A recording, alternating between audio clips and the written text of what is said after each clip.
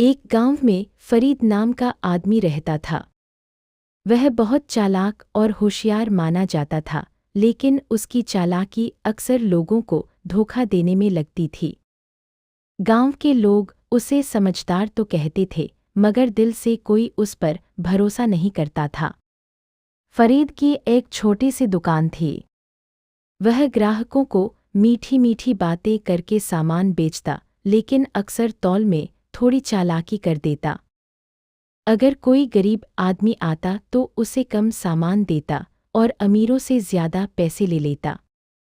उसे लगता था कि उसकी चालाकी कोई पकड़ नहीं सकता।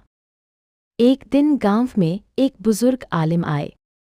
लोग उनसे दीन की बातें सीखने लगे।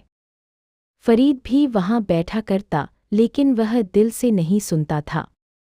एक दिन आलिम साहब ने कहा, जो इंसान अपनी चालाकी से लोगों को धोखा देता है, वह कुछ समय के लिए तो फायदा पा सकता है, मगर अल्लाह के यहाँ उससे हिसाब ज़रूर होगा। यह बात सुनकर भी फरीद ने ध्यान नहीं दिया। कुछ दिनों बाद एक गरीब बुजुर्ग उसकी दुकान पर आया। उसने कहा, बेटा, मेरे पास थोड़े पैसे हैं, मुझे बस इतना सामान दे दो कि मेरे घर में आज खाना बन जाए। फरीद ने फिर अपनी पुरानी चालाकी दिखाई और तौल में कम सामान दे दिया।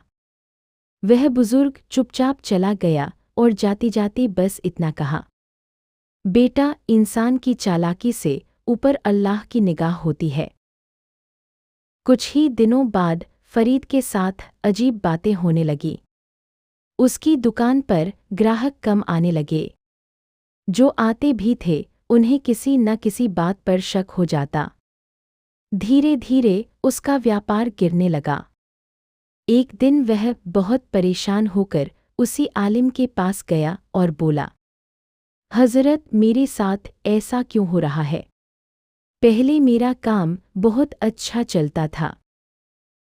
आलिम ने मुस्कुराकर कहा, जब इंसान अपनी अक्ल और चालाकी को दूसरों को धोखा देने में लगाता है तो बरकत खत्म हो जाती है। अल्लाह बरकत उसी को देता है जो ईमानदारी से काम करता है। फरीद को अपनी गलती का एहसास हो गया। उसने तय किया कि अब वह कभी किसी के साथ चालाकी नहीं करेगा। अगले दिन से उसने सही तौल देना शुरू कर दिया और लोगों से माफ़ी भी मांगी। धीरे धीरे लोगों का भरोसा फिर से उस पर बनने लगा। उसकी दुकान पर फिर से रौनक लौट आई, लेकिन इस बार फरीद समझ चुका था कि असली कामयाबी चालाकी में नहीं, बल्कि सच्चाई और ईमानदारी में होती है।